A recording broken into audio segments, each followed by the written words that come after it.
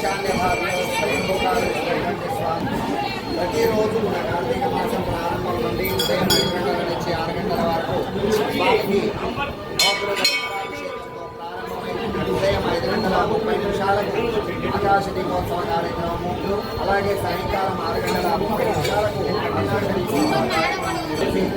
ఉదయం వచ్చిన తర్వాత దీపార్చన, స్వామివారి దర్శనం, ఆకాశ దీపోత్సవంలో పాల్గొని భక్తులందరూ కూడా అభిషేక ప్రియులు కావున అభిషేక కార్యక్రమాలు నిర్వహించుకుంటున్నారు.